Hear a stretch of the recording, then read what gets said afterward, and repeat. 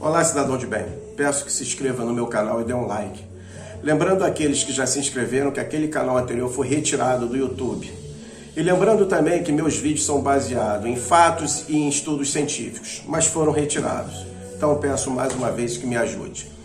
O assunto que eu vou colocar é uma aula de 12 minutos. E eu peço que os senhores prestem atenção, porque desde o tempo que eu fui oficial na Brigada Paraquedista, esse assunto já rolava com os militares, os generais oficiais da área da Amazônia, da região da Amazônia, 12ª.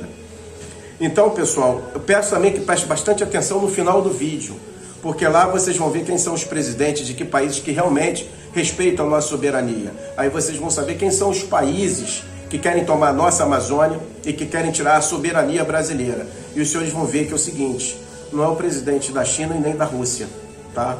Então a gente tem que começar a ver realmente quem nós podemos ser aliado e quem nós podemos contar. A verdade é que a Europa e os Estados Unidos sempre estiveram de olho na nossa Amazônia, na soberania do nosso país. Aí os senhores vão entender essa conversa fiada de ONG. Por que eles estão tão interessados nisso? E nós precisamos saber a importância do Exército Brasileiro. Então eu peço aos senhores que assistam essa aula. Temos que defender. Quem vai defender no primeiro encontro é aquele militar que está no serviço ativo.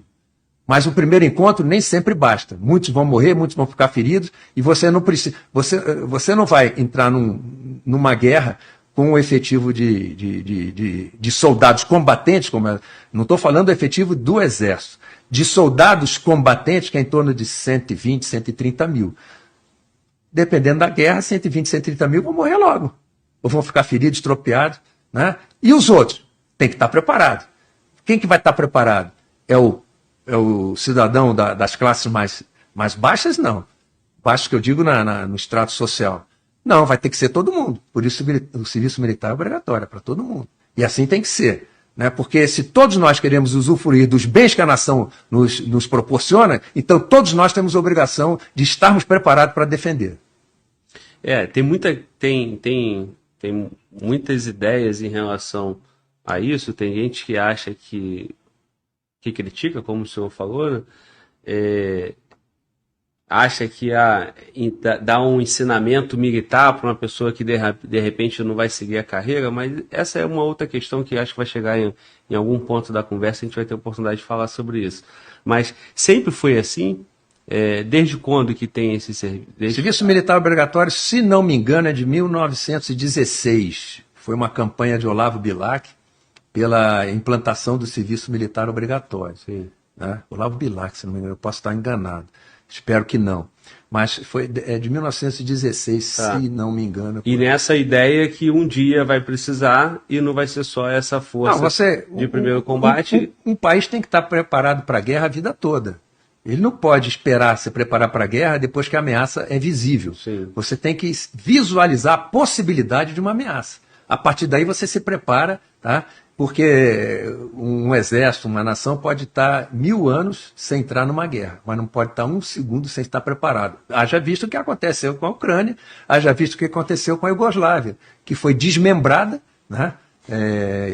Macedônia para um lado, Croácia para o outro, Eslovênia para o outro. A Iugoslávia foi desmembrada em poucos anos, foi no final dos anos 80, início dos anos 90, até 93, 94, ela estava desmembrada, de repente. Então a gente não pode estar esperando a ameaça, a gente não pode esperar ver para crer, aí já é tarde demais. Se for esperar ver para crer, é tarde demais. Você tem que fazer estudos estratégicos, os estudos estratégicos são para anos à frente, né? E verificar a possibilidade de um conflito armado com uma determinada ameaça. Por exemplo, até os anos 1990, não tinha nenhuma terra indígena na faixa de fronteira. Hoje em dia, se você pegar a calha norte do Rio Amazonas para a faixa de fronteira, está toda ela ocupada por terras indígenas e unidade de conservação. Como essas terras indígenas de unidade de conservação, elas são criadas em países limites, vizinhos, como é o caso do Brasil, Venezuela e com as Guianas também, vem a comunidade internacional, através de potências, ONGs e a própria ONU, e quer uma soberania compartilhada, porque uma terra indígena, como por exemplo a Yanomami, ela está parte no Brasil e parte na Venezuela. Eles querem uma soberania compartilhada sobre essa região. Isso é perda de soberania pelo país. E se isso no futuro for uma imposição, uma tentativa de imposição, nós temos que estar preparados militarmente para impedir. Isso começou em 1990, tá? Quando foi criada a reserva indígena Yanomami, do tamanho de Portugal para 10 mil índios. Na faixa de fronteira com a Venezuela, uma parte dela está na Venezuela. E depois disso, toda essa faixa de fronteira está coalhada de terras indígenas, unidade de conservação, onde as ONGs que lideram os indígenas lá dentro dizem que eles não são brasileiros, que eles pertencem a uma nação indígena, e tem apoio da comunidade internacional, e tem apoio de ONGs que são financiadas por potências que têm cobiça na Amazônia. Então, se você não estiver preparado militarmente para enfrentar, de repente, se eles quiserem fazer uma imposição militar, você tem que estar preparado, desde antes.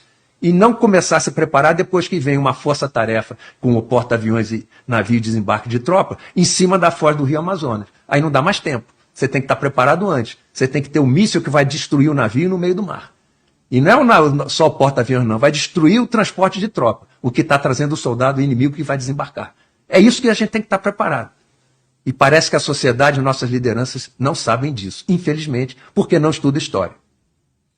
Essa é uma estratégia básica, né, de qualquer inimigo que quer invadir um território, é dizer que ali tem um povo dele. Foi a mesma coisa que aconteceu com a Rússia, foi a mesma coisa que aconteceu em outros eventos. O que a Rússia está dizendo? Por que a Rússia... Eu não sou nem a favor nem contra Putin. Quando a gente conversa sobre estratégia, a gente tem que se tirar o chapéu. Eu não sou nem do lado do Ocidente, nem do lado da Rússia. Tá? Eu vejo o seguinte, tá? Você tem uma faixa de território na Ucrânia, né, que é o Donbás, aquela região, em que algumas partes dessa região, mais de 60% é população russa, não é ucraniana. Tá? Então isso é uma vulnerabilidade para a Ucrânia, porque ela não ocupou com ucraniano aquela região. Quando chegou o conflito da Ucrânia querer entrar para a OTAN, a Rússia está usando esse pretexto. Eu não estou criticando o Putin, eu estou explicando o que está acontecendo. Está usando esse pretexto para o conflito na Ucrânia. Porque se a Ucrânia entrar na OTAN, simplesmente a OTAN já tem, lá em cima, na Lituânia e Letônia, né, Estônia e Letônia, ela já tem, é a força da OTAN. Letônia, Estônia e Lituânia também, mas Letônia e Estônia estão na fronteira da Rússia. É a OTAN. Aí 800 quilômetros de Moscou. Se a Ucrânia entrar na OTAN, a OTAN simplesmente salta a cadeia dos Montes Carpatos e chega na fronteira da Rússia por sudoeste. E fica a 800 quilômetros de Moscou. Fica uma pinça noroeste, sudoeste em Moscou. O Putin vai aceitar isso assim de graça? Não estou dizendo que ele esteja certo ou errado, ele não vai aceitar.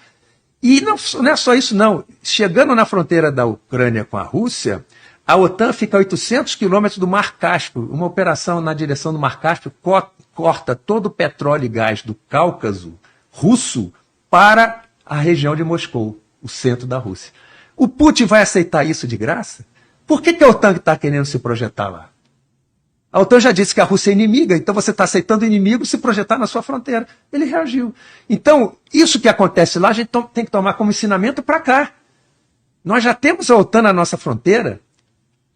A Guiana Francesa é França, é OTAN, e está na fronteira do Brasil com o Amapá, na fronteira do Brasil no Amapá. Sim. E se eles quiserem tomar uma posição na Amazônia, o Macron já disse que a Amazônia não é do Brasil. Isso não é uma ameaça? Sim. Estamos preparados para enfrentar uma França? Ainda mais se tiver uma coalizão com outros países da OTAN. Então a gente tem que estar preparado antes que ela aconteça. Eu ia perguntar exatamente isso. Aqui no Brasil, o risco vai estar aí por conta dessas tem na Amazônia, que tem dupla nacionalidade, que eles dizem que não é nas terras indígenas são uma vulnerabilidade. Por quê? Não que o índio não tenha direito à sua terra. O índio pode ter a sua terra indígena, mas ele tem que ter essa terra indígena com o indígena brasileiro integrado ao cidadão brasileiro sob a proteção do Estado para evitar abuso. Então, a terra é indígena, por que eu não posso desenvolver ali um projeto agrícola? O índio vai participar da direção do projeto. Eles querem isso. Quem não quer são as ONGs, porque são ligadas a potências estrangeiras. Porque se nós desenvolvermos as terras indígenas, acabou o discurso deles. E o indígena quer isso. Tá? Não é para a gente expulsar o indígena, não. O indígena vai ser parte da direção do projeto, na presidência do projeto, junto com outros brasileiros irmãos, sob a proteção do Estado, de modo que o bônus daquele projeto reverta também para a comunidade indígena e para o restante de todo o Brasil. É isso que a gente quer. Mas olha, isso não foi feito por nenhum governo até esse. Esse governo foi desde 1990. Esse governo quer desenvolver as terras indígenas. Por isso essa gritaria toda. Porque não querem que a gente desenvolva as terras indígenas, porque isso vai acabar com o discurso dessas ONGs e dessas potências cobiçosas.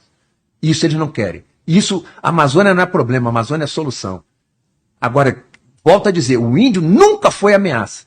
O índio está sendo usado pela ameaça. E a ameaça são as potências que têm cobiça na Amazônia e que têm como seus peões de batalha as ONGs. Não todas, logicamente, mas algumas ONGs. Que tentam convencer o índio de que ele não é brasileiro, que ele pertence a uma nação e que ele tem que ter autonomia.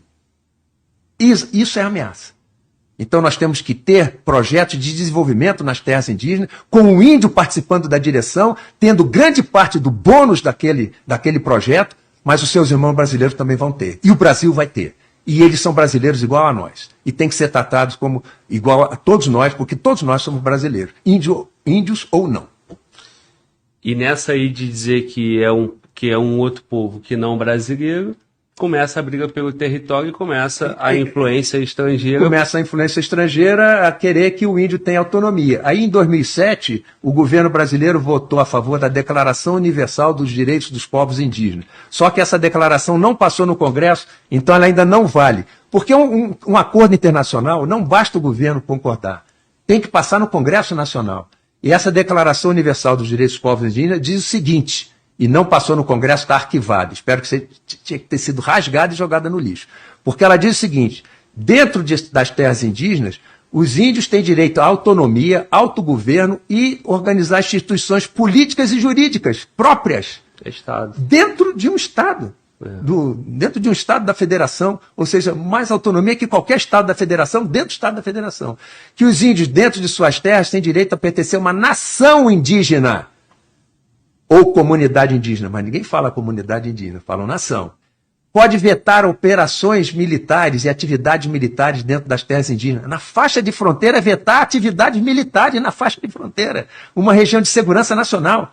Está nessa declaração, está escrito nessa declaração que o governo brasileiro, em 2007, votou a favor, um crime de lesa pátria. E ainda tem direito a vetar atividades previstas pelo projetos do Estado dentro das terras indígenas. Isso não foi aprovado no Congresso, mas está lá com o voto favorável do governo brasileiro em 2007. Não preciso dizer quem era. Tá? Isso é um crime de lesa pátria. Sabe por quê? Porque uma região, um território, que tem um povo que não é brasileiro, para eles, pertencente a uma nação que não é o Brasil, para eles que pensam assim, né? Com o direito a instituições políticas, jurídicas e autogoverno, o que é isso? Se não Estado-nação dentro do Estado-nação brasileiro. Isso foi um crime cometido pelo governo brasileiro em 2007. Preciso dizer quem é?